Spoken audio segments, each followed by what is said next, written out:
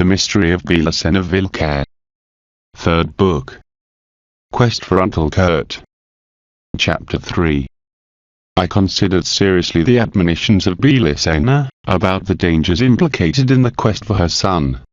At the light of her psychic destruction and subsequent murder, these admonitions acquired a powerful eloquence, which I was not disposed to despise. Hence, I decided to act decisively and cautiously. I had already obtained all the constabulary possible information about the case, and I almost didn't keep doubt that the mysterious assassins of BELICENA VILLCA were the immortals Bray and Bishar. The totality of the evidences of the crime indicated it. Only beings like them could have entered in that cell hermetically sealed, and execute her ritually. And the most striking of these proofs was constituted by the bejeweled rope. Was evident that the Spanish gold of the medals proceed from Tharsis, from the ancient mines of Tartessos, and the hair dyed with burnt lime of the rope belonged to the unfortunate Tartessian Vrayas, those who were murdered by Bray and Bishar when they saved the wise sword, and with their blood the immortals had written the sentence. The punishment for those who offend Jah will come from the wild boar. Undoubtedly, they considered it a closed cycle, a millenary revenge carried out. Perhaps, they believed that the house of Tharsis was exterminated once again, for have employed that meaningful form of execution to assassinate the last Vraya, with the hair that they had taken from one of the first Vrayas, macabre trophy that now they were returning with diabolic logic. And what mystery was hidden behind the powers of Bray and Bishar, in their incredible dominion of time? Because, from the police report was deduced that clearly that such hair had not suffered the pass of time. The hair of the rope, indeed, was still alive, as if it had been recently cut from a human head, from a head of white race, when it was braided to kill, and in no way it revealed the 2,000 years elapsed since then. Where, if just thinking about this question filled me of quietude, where they'd saved it, until now without getting old? Perhaps, in the same hell where they dwelled, and that BELICENA VILLCA called Shambhala? Yes. In all probability that was the correct answer. The hair proceeded from their abodes, where time didn't pass, and they neither aged. I had decided to face the danger, and I had to begin as soon as possible. First, I wanted to clarify definitively the issue of the gold medals legends. And for it, no one could be of major utility than Professor Ramirez. I was going then to meet him. I parked the car on the beach of the university city, and I went to the Faculty of Anthropology in search of Professor Ramirez. He was very busy, effectuating a translation, but he attended me with courtesy. "What brings you to see me again, Dr. Signal? Another cuckoo's delirium of your patients?" he mocked. "No, Professor, this time is not about American languages. I found inside an old book a paper with this drawer I like coldly, and I wanted to ask you about the inscriptions." I gave him the drawer that I made of the sinister gold jewel. His small grey eyes lightened, and for one moment, it seemed that he really was interested. But, immediately he adopted again the laconic air that characterized him. Nothing could affect the old erudite, admired by the universities around the world. "This is the most grotesque linguistic combination that I've ever seen. Is this a joke, Signal?" he asked, distrusting much. "I don't know, that's just how I found it. I brought to you," I said without exaggerate. "Well, if it's not, it seems to Hebrew and Celt. Come on, Echiro. Or this is joke, or it is something dead serious. For now, the word HVHI is the famous tetragrammaton, name of God of 4 letters, of disastrous power according to the Kabbalists, and it reads more or less, Eve, being the HS, letters that can adopt the sound of the Greek ETA, that is to say, similar to the Spanish E. In regard to HGIV, its translation is Bina, and it means intelligence. But not any intelligence, but the supreme intelligence, the intelligence of God, precisely the intelligence of Elohim. For the Hebrew Kabbalah, Bina is one of the 10 Zephirot, or aspects of the God One. how familiar and full of sense resulted to me in that moment the explanations of the professor, when I placed them, inevitably in the scheme of the letter of BELICENA VILLCA, and her terrible death. But the professor continued. The phrase, Ada HWCH, is undoubtedly ancient Celt, or one of its multiple dialects. The Celt language evolves, from the Indo-European tree, in two branches. First, the Goidelic, or Old Irish, mother of the Irish and the Gaelic. And second, the Brittonic, which gave birth to the Breton, the Welsh, and the Cornish. I'd tell you that these words belong to the Old Irish, just as it appears in the sagas The Chant of Merlin, or in the poems of the Bartley Edin, written in the 5th century. It is curious, Merlin, in Welsh Myrddin, and deformed later in Germanic languages Merlin, was Druid just as Llesyn, and the phrase that you have brought me alludes to the Druids. Dre means Druid in Celt. The complete phrase would be, victory to the divine Druid, son of the wild boar, according to the following vocabulary. Aid equals victory at. Sit equals divine. Dre equals Druid. Mag equals son. HWCH equals wild boar. My dear Dr. Etroseatnal, the professor was looking me steadily. What do you know about the Druids? The question took by surprise, because I was thinking about it, at full pelt, since the same moment in which the professor completed his translation. I know very little, I said. That they constituted a kind of priestly caste amongst the ancient Celts. That they practiced the magic and soothsaying. I think that they were reputed as wise men, and notwithstanding their pagan origin, they possessed a very despicable moral. All what I knew about the Druids, or Gulleans, proceeded from the letter of BELICENA VILLCA, and my opinion about them, as is natural, could not be worse. However, I ignored the concept that they deserved for Professor Ramirez, and I was trying to not commit myself, condemning them flatly.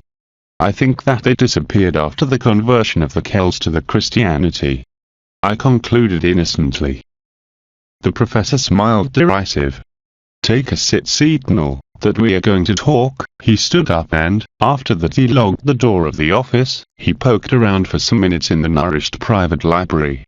He chose books hither and hither, puffing of satisfaction when he found any of them that had resisted for more than 30 seconds.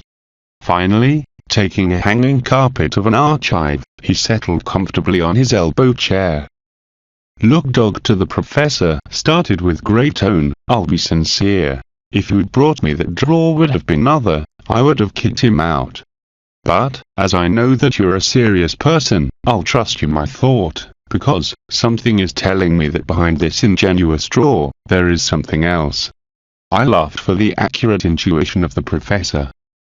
To start, let's remember that the best etymology seems to be Druviad, word which is decomposed into what means, thing itself, or such thing, and vid, what means, to know, what would mean, to know the things per se. The Druid would be then the one who knows thing profoundly, but an older acceptation calls them the one who knows the truth. You must not be surprised, Etero, to know a little about them, due to, even though the Druidism was an institution amongst ancient Celts, and many classic writers mention it, their origin and doctrine remains in the most obscure mystery. Some of these writers, who come to my memory, are, for example, Julius Caesar, Posidonius, Cicero, Diodorus Siculus, Stepra, Pliny, Tacitus, Lucian, Suetonius, Diogenes Laertius, Origen, etc. None of them provide much light about them, and that is at my judgment, due to 3 reasons.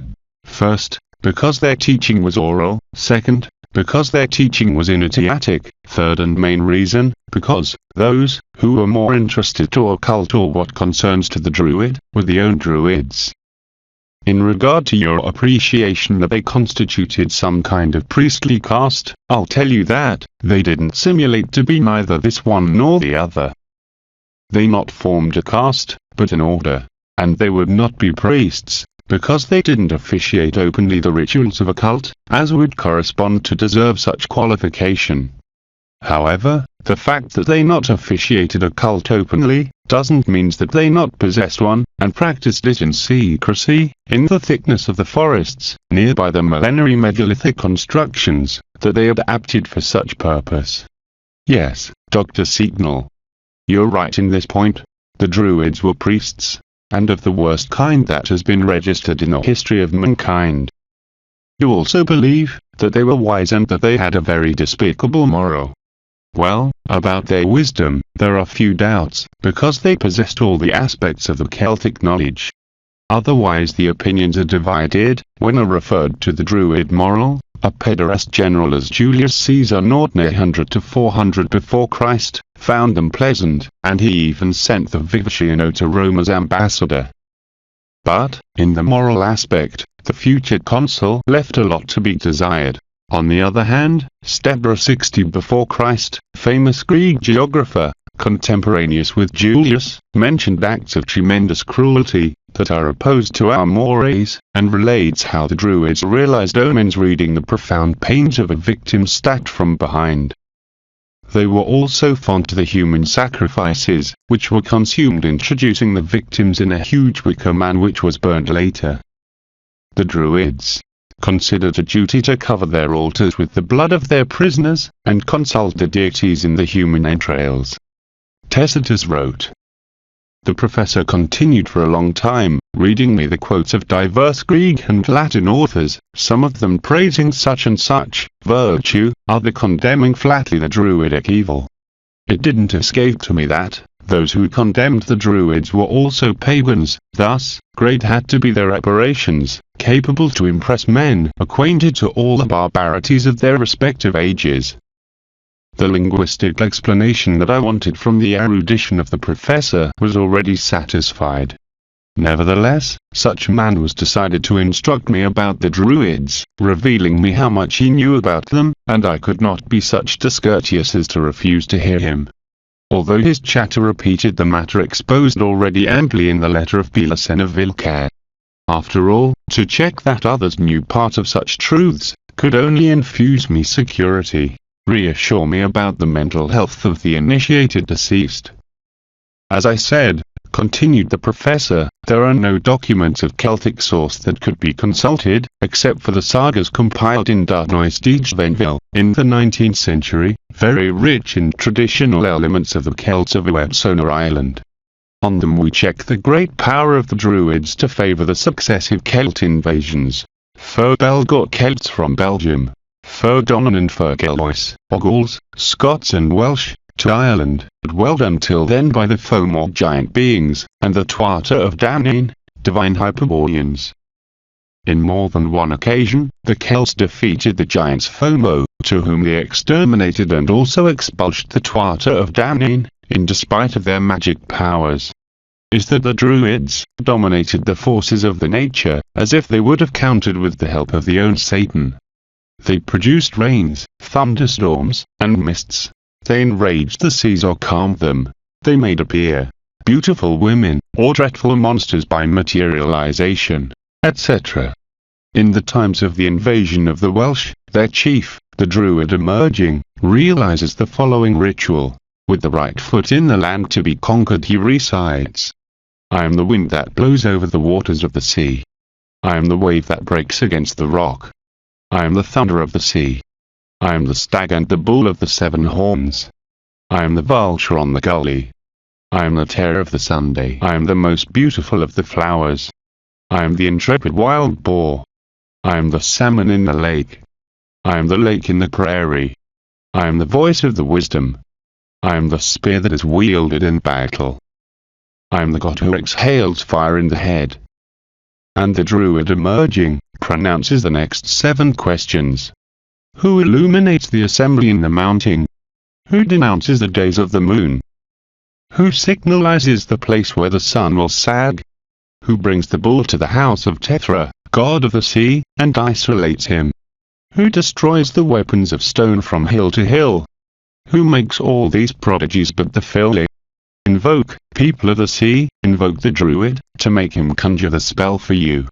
Thus me, the Druid, who ordered the letters of the sacred alphabet upon me, who gives the peace to the combatants, will approach to the fount of the goblins, in search for the docile man, to realize together the most terrible spells. I am a wind of the sea. Behold, Echiro, the power of the magic verb of these druids fill equals but. The released forces with the pantheistic poem permit the posterior victory in a battle against the divine Tuatha of Danann, who possessed flying chariots and rays of death, but they were absolutely helpless before the black magic of the druids. The professor explained, vividly enthusiastic, but I had stayed thinking on the 8th verse of Emerging, where he says, I am the intrepid wild boar. I couldn't stop relating it with the legend of the disastrous duel, victory to the divine druid, son of the wild boar. I accentuated it to the professor. That's the point, Echiro. The main symbols of the druids were two: the wild boar, and the four-leaf clover, that they utilized embroidered in their white tunic. Amongst the Celts, the wild boar and the bear symbolized respectively the power of the druid and the warrior. Some erudites, as René Guénon, pretended to equate these symbols of power with the castes of the Brahmins and the Kshatriyas of the India, in other words, of the priests and warriors, considering the profound meaning that the wild boar and the bear have in the Indo-Aryan tradition. But this is a mistake, because the druids never formed a caste, neither existed castes within the Celts, and because the sense given to the wild boar, ancient Hyperborean symbol, by them, was stained with a materialism that the Rig Veda doesn't possess, is neither remotely, where figures as the third of the manifestations of Vishnu in the actual cycle of life or Manvantara. Is as if the druids would have inverted the sense of the symbol giving to the wild boar, expression of the primordial spiritual power of the regal function, a representation of the updated temporal power, which is characteristic of the priestly function. Above the ancient, and, until our days, secret mystery of the wild boar and the bear, there is much to talk about, but we would move away from our theme. Let's better return to the sagas collected by Gvenville. As it is known, the Druids imposed to the Celts the Ogham alphabet of 20 signs, 15 consonants and 5 vowels, called Bethleusian, for their first 3 letters B, L, N.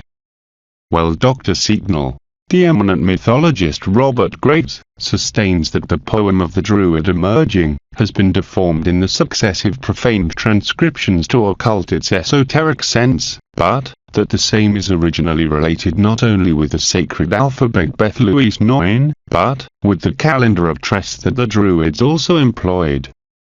Naturally, to make coincide the song of emerging with the sacred alphabet, it is necessary to transpose the verses in this form.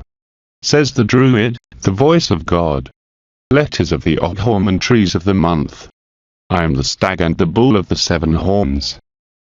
B. Beth/Birch 24xii 20, I.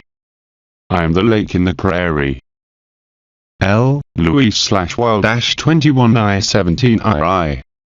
I am the wind on the sea. N. Neon/Ash 18 17 E. I am the terror of the Sunday. F. Firam/Alder 18 E 14 Iv. I am the vulture upon the gully. S. Say/Sallow 15 IV 12 V. I am the most beautiful of the flowers. H. Ed/Hawthorn 13 V 9 VI. I am the god who exhales fire in the head. D. Dura/Oak 10 V 7 V. I am the spear that is wielded in battle. T. Tin/Holly 8 V 4 V. I am the salmon in the lake. C. Col/Hazel 5 V 1 X. I am the voice of the wisdom. M. Mune/Grapevine 2 IX 29 IX. I am the most cruel wild boar. G. Erid/Ivy 30 IX 27 X. I am the thunder of the sea. N. G. NGETAL/Reed 28 X 24 XI. I am the wave in the sea. R. Rice/Elderberry 25 Kissy 22, Kissy. Who a part of me knows the secrets of the not yet wrought dolmen of stone. December 23rd. In his book The White Goddess, Robert Graves exposes a synthesis about the meaning of each month of the Druid calendar of trees. About the month of the ivy, which corresponds to the letter G, he says thus: G, the month of the ivy, is the month of the wild boar as well. Sten, the Egyptian solar god, disguised as wild boar, kills Osiris in the ivy, lover of Isis. Apollo, the Greek sun god, disguised as wild boar, kills Adonis, or Tammuz, the Syrian, the lover of the goddess Aphrodite. Finn MacCool, disguised as wild boar, kills Dimod, the lover of the Irish goddess Grania.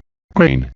An unknown god, disguised as wild boar, kills Amir, king of Arcadia, and worshipper of Artemis, in his vineyard of Tegea, and, according to the Ganat Bussum, gardener delights Nestorian, the Cretane's use was killed likewise.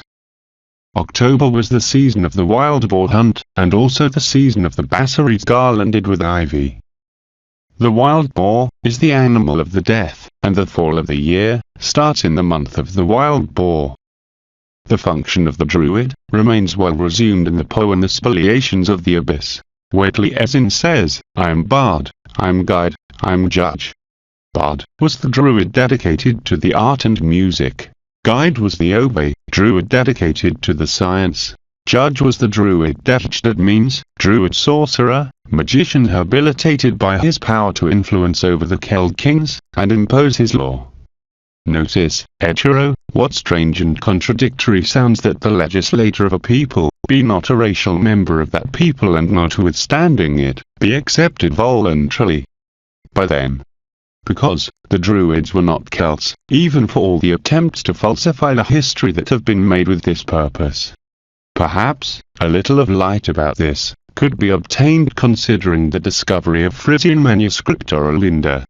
In this document, written with runic inscriptions, is narrated the ancient history of the Frisian people, which it seems to be a remnant of Thatland, an Atlantean colony situated in the north of Europe, in front of Great Britain, some 5,000 years ago.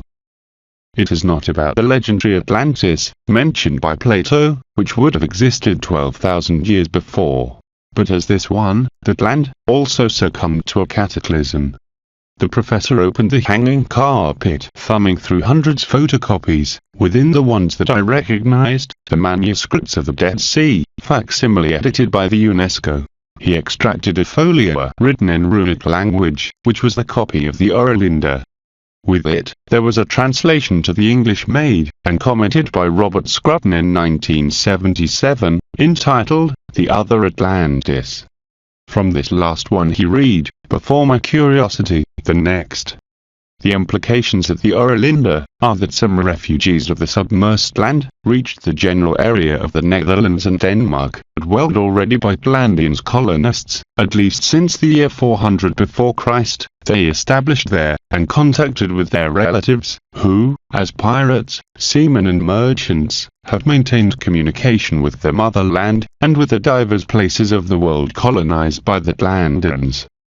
As time went by, the Frisian descendants wrote narrations of the motherland, its people, its history, its religion and law. After each generation, some of the most ancient writings were lost, while some others were resumed and new chapters were added to the history of such people. Thus, they became in the diary of the renewed and modernized people, in a sacred truth for the family who possessed it. These summaries and additions continued being realized by the descendants of the land, until the year 1256 of our age, giving therefore, always if it is accepted the authenticity of the manuscripts, the testament of the history of a people for 3,000 or 5,000 years, an unparalleled document in the human history. Nothing was added after the year 1256, date in which, Hibd over de Linde of Friesland, collected all the existent material in a new paper made of cotton, that the Arabs had brought to Spain, and that was beginning to be utilized in all Europe. The copy finally passed from one generation to another of the family, until the year 1848, date in which a woman, Afjimilov, born over of Linden, gave it to her nephew Cornelius over of Linden. This last, who was master of ships in the Netherlander dockyards of Helder, finally decided that the Dr. Ilchoverwijs, librarian of the Provincial Library of Leeuwarden, of Friesland, copied the document. The writing with all the implications passed to public dominion. The professor continued reading the commentaries of Robert Scruton, reviewing the proficiencies suffered by the Orlinda, until our days. Because there are almost no doubts about its authenticity, at least until the year 1256, many resist to accept it as historic document, due to the millenary book, as it gives light about mythological episodes of history, finds ardent foes. I was hearing fascinated while the professor continued implacable. Well, let's go to what interests us. In one of the Frisian manuscripts, where is narrated the struggle that the Frisian men, white, sustained with the invaders Magyars, yellow, 2000 years before Christ, there is the history of Neptunus, a Frisian seaman who, leaving Denmark, sails to the Mediterranean with the idea to enter at the service of the kings of Egypt. In the northernmost part of the Mediterranean, says Orlinda, there is an island nearby the coast. They arrived there, and asked to buy it, about what was realized a general council. It was asked for the counsel of the mother, and she desired to see them distant, for what she didn't see any harm on it. But, when we saw the mistake that we had committed later, we called Messalia, Marseilles, to the island. Immediately will be seen the reason that we had. The Gaulenes, name that the missionary priests of Sidon received, had observed that the land was scarcely dwelled, and far from away the mother. I clarify Uechero, that as in the Orlinda, as well as in numerous traditional Nordic sagas, is utilized the term mother, to denominate, generically, the priestesses of the cult of the fire. With the adjective to cause a favorable impression, the Gaulenes called themselves in their idiom followers of the truth, but better they would have called themselves those who don't have the truth, or, briefly, Truiden, as our seaman people called them later. When they were well established, their merchants changed their beautiful copper weapons, and every kind of jewelry, by our iron weapons, and leathers of wild beasts, which were abundant in our Nordic countries. But the Gaulenes celebrated every type of vile and outrageous parties that the dwellers of the coast promoted with their lascivious women, and their sweet poisoned wine. If any of our people was guided in such way that his life was in danger, the Gaulenes provided him shelter, and sent him to Phoenicia, that's to say, Palmland, Phoenicia. Once he had established there, they made him write to his family and friends saying that the country was such good, and the people such happy that nobody could imagine it. In Great Britain, land in penal colony, were many men, but few women. When the Glen knew this, took women from every part, and they gave them to the British for nothing.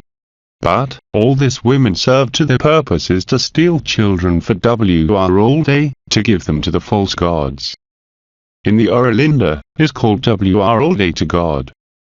But, this Frisian god, is alternatively, in the ancient narrations, as the Demiurge Jehovah Satan, or as the Hyperborean unknowable god.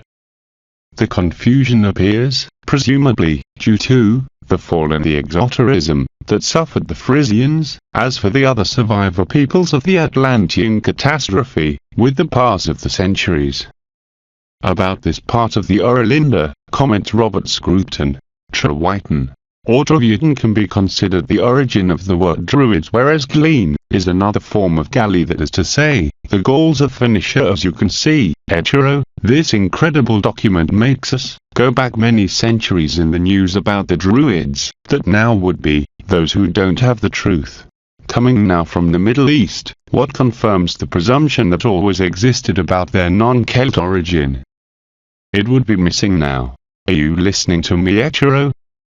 I had remained paralyzed some minutes before, precisely when the professor was reading the Orlinda, and pronounced the word Glen.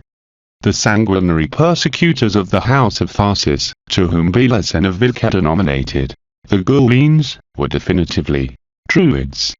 I knew that already, because it was implicit in the letter. But, there the professor was demonstrating me that it not constituted any secret, that existed enough documents and information about those damn priests. Only my ignorance in history, and of the most obscure personages of the history, had caused the sensation of strangeness that I experienced when I read the letter, and knew the intrigues and plans of the Gauleans. I was about to doubt more than one time of the sanity of BELICENA, and to deny the fantastic reality of the Gauleans. "Yes, Professor, I hear you," I replied, fearful to offend him. "It would be missing now," he repeated patiently, "to know if it was really treating about the Phoenicians, because in that age Sidon was a port city, tremendously cosmopolite." I understood the query that the professor propounded, but I was not interested in that moment to deepen in that direction, considering all the details provided by BELICENA about the Hebrew origin of the Gauleans. Otherwise, a different question was striving to emerge from my throat. I had to know what knew the professor about the present of the Gauleans. "Professor Ramirez, excuse me if I interrupt you, but there are Druids in this age?" I asked with vehemence. The old professor sighed, resigned. "You're asking me a very concrete question, and I will try to respond it in identical form. But you must comprehend that it is not easy, and I should put you aware about some facts so that you can judge, by yourself, the validity of my answer. Because if there are Celtic societies and authors dedicated to the study of Druidism, it is only about historians or dilettantes, but not real phili. Thereby, the truth must be searched in other part. For many centuries, the Druidism seemed to be eclipsed, specifically, as you said well at the beginning of our chatter, since the conversion of the Celtic peoples to Christianity. This conversion is very early, due to St. Patrick converted Ireland to Catholicism between the years 432 and 463. The Celtic peoples of the Gauls were in that age under the dominion of Germanic dynasties, who embraced in all the cases the Arian Christianity doctrine elaborated by the Libyan presbyter Arius in 318, and condemned of heresy in the Council of Nicaea of 325. The Father Lorca, in his monumental Manual of the Ecclesiastical History, says that, according to Arius, there is just one God, eternal and incommunicable. The verb, Christ, is not eternal, but created from the naught. Hence, is a real creature, much more excellent than the others, but not consubstantial with the Father. Therefore he is not God. This doctrine threatened the Catholic mystery of the Trinity, and for this reason was fiercely fought by the Roman popes. Whatever it was, the truth is that, in the conversion of the Arian nobility to the Catholicism, the Celt population succumbed who had to accept the new dogma, as previously had accepted the Arianism, that's to say, by imposition. The Visigoth kingdom of Spain becomes Catholic all of a sudden in the Third Council of Toledo in 589, with the conversion of the king Reccared, by Saint Leander. But the definitive step for the Catholicization of the Celtic Gaul was already given by the unknown Frank king Clovis, who, it had been converted in the year 496, became an instrument of the Church for the missionary conquest. It could be thought that the Druids, of such rude opposition against the Hyperborean gods Tuatha of Danann in Ireland, would organize the defensa against the new faith, Luna, which displaced the Celt-Iberian ancient cult, Sola, of the god Belino, worshipped in Greece as Apollo as well, and the mother goddess BELICENA. Well, nothing of these occurred, due to the Druids advised to the people that convenience to embrace Christianity, and they became Christians by themselves. Christian Druids, sages in the occult laws of the material nature, possessors of demonic secret science. Do you believe that they would have become Christians subjugated by this religion? The professor was looking at me deeply. Just as you propound things, I responded, these conversions remind me to the one of the Marranos, that's to say, those Jews, who, forced to choose between become Catholics or die, accepting the first, simulating to practice the new faith for years, or centuries if we consider that, there are Marranos families that still in our days, live a double life, but conserving the right and Jewish mores in secrecy. Good Dr. Signal, bellowed the professor, precisely that was what I was referring to a feigned conversion as the one of the Marranos Jews. If you consider the question that I made you before, when I read the text of the Oralinda, that situates the Druids as natal from Sidon, in Phoenicia, you'll comprehend that there are other suspicious similitudes. The professor never stopped surprising me with his acuteness, propounding things in such way that, as in the Greek sophist dialogues, the answers sprouted spontaneously in the philosopher-interlocutor. Yes, I affirmed, feigning surprise for the consequences that I divined. The relation results undeniable, Professor. The Jews and Druids came from Middle East. I accompanied that commentary, assenting eloquently with the head. This gesture stimulated the professor to go on, and, while he sustained vividly in one hand the book, The Mystery of the Templars, he said in convincing tone, "The great Celtist Louis Charpentier, author of this book, and decisively defender of the Gullians and Templars, confirms it, with well-founded investigations. The Druids take refuge in the Catholic Church. The opportunity is given by Saint Benedict, personage of great wisdom and sanctity, who, when he founded the Benedictine order with a rule, Hera et Leva, that exalts the work and oration, impulses the same to the balevity of the Greek and Roman culture, death threatened by the decadence of the Roman Empire, the barbarism, and the incredible ignorance of the popes. The contact point is produced with St. Columbanus, an Irish filly, dedicated entirely to convert the Celtic populations to the Catholic religion. Louis Charpentier can't hide his admiration for the Druidical infiltration, when he says, Saint Benedict died in 547, 7 years after the birth of Saint Columbanus. Benedict had conserved the classic treasure for Christianity.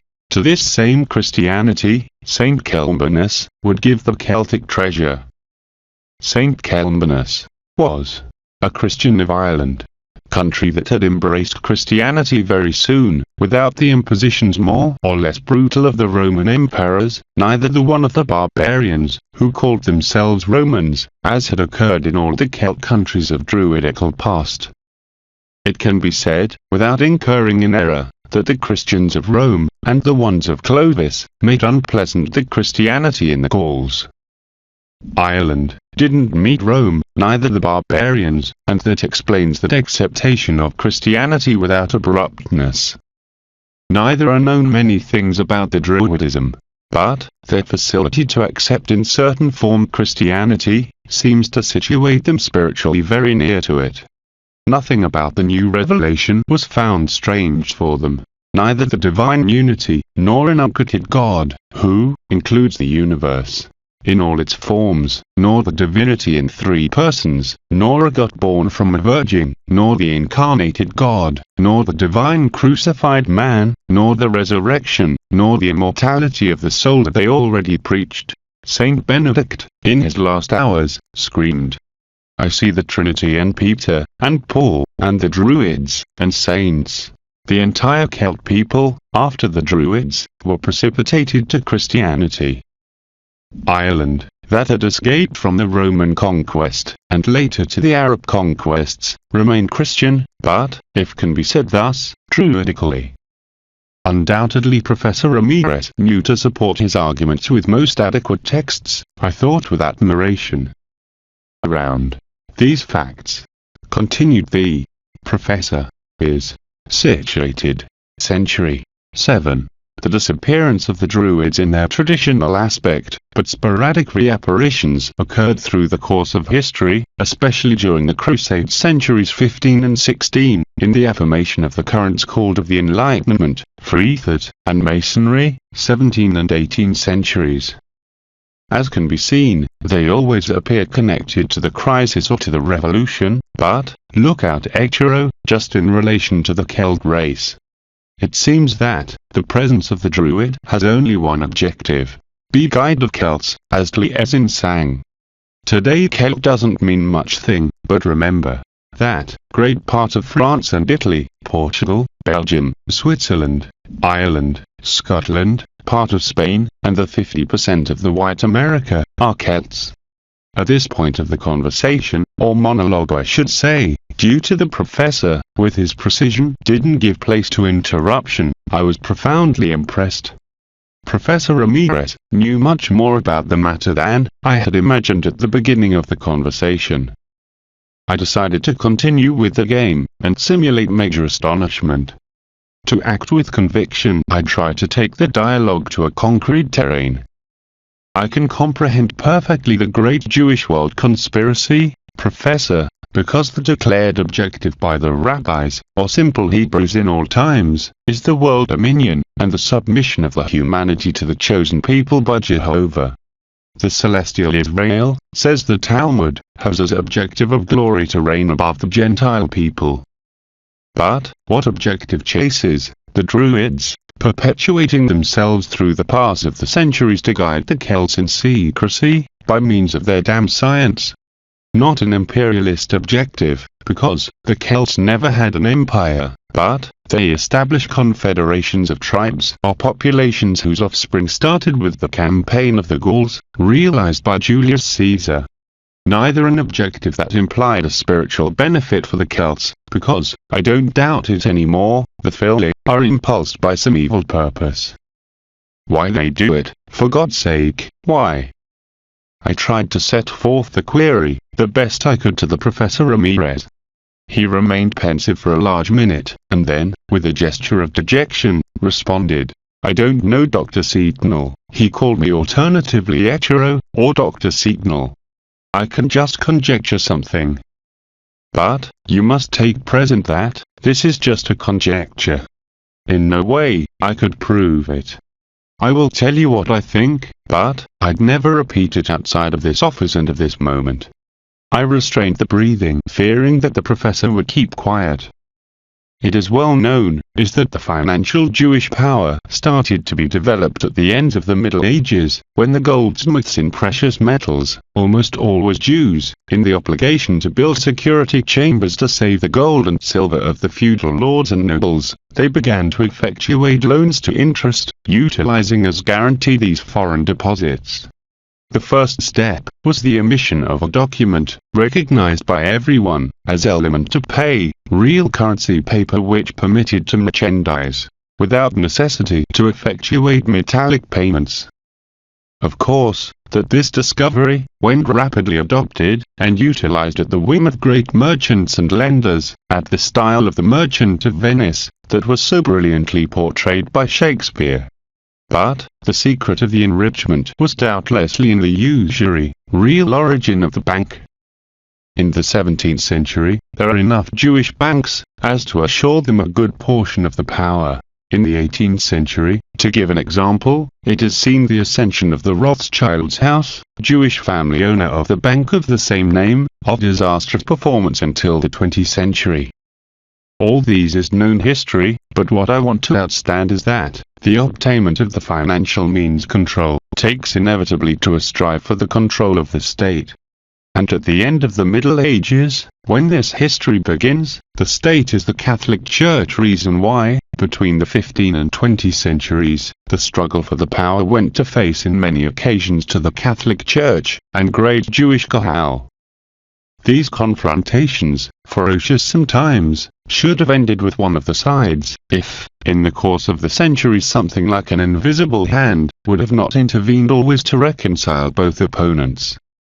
Study, hetero, the history, and you'll see, with clarity what I say. When the conflict emerges from one side, initiated by the Church, or the Catholic kings, or the Inquisition, etc., against the Jewish power, or, in the other side, when the Hebrew conspiracy sensed the revolution, the Masonry, the Marxism, etc., against the Christian power, there appears a moderator element, softener of the conflict, preventing the imminent struggle, diluting the tensions.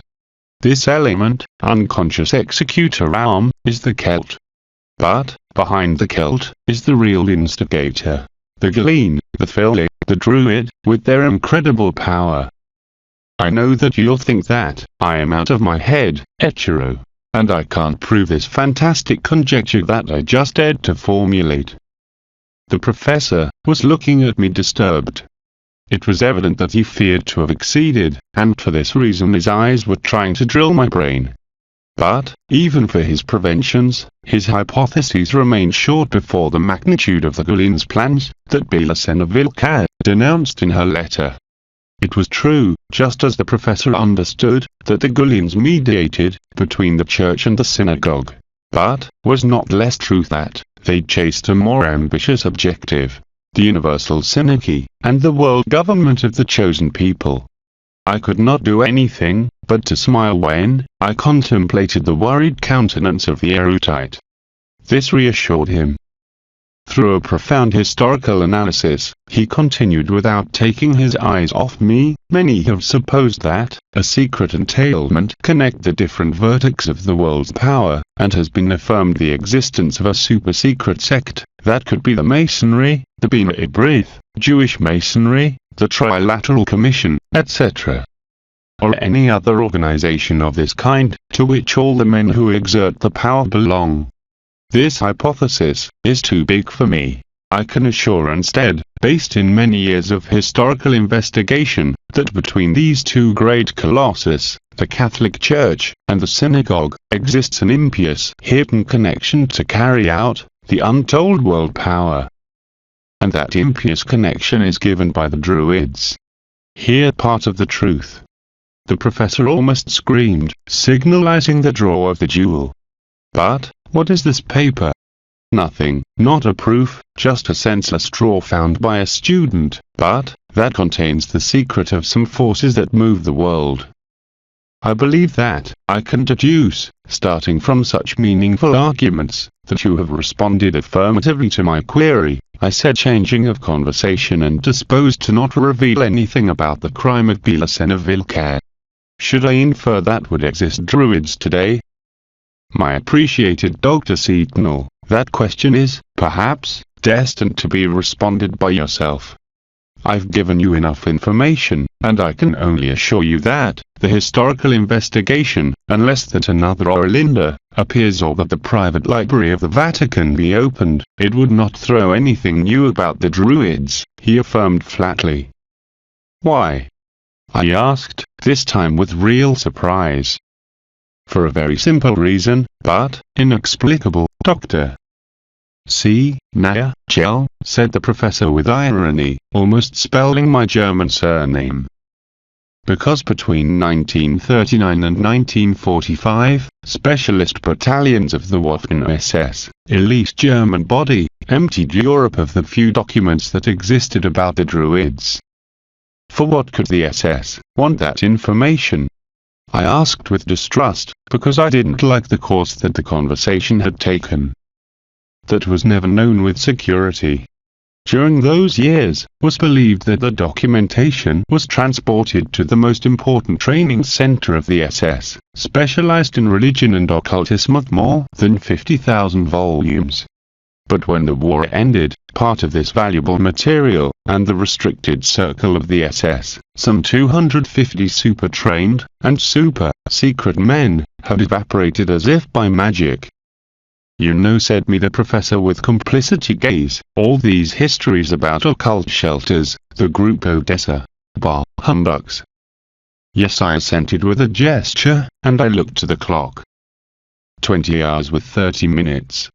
I calculated that we were 5 hours reunited, and I felt shame to abuse in such form of the precious time of the professor. You don't have anything to apologize, Echiro, said the professor, but for my excuses, it has been a pleasant charter, in which I remembered with you something that, in other times, also worried me. In the summer day, in the faculty, were just the janitor, and the cleaning staff. I went out with Professor Ramirez, and I accompanied him to one of the teaching houses, that is, in the university city.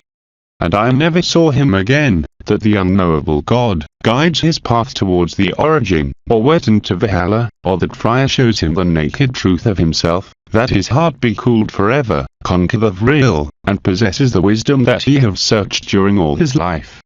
And, above all, that he could escape from the vengeance of Bure and Bishar.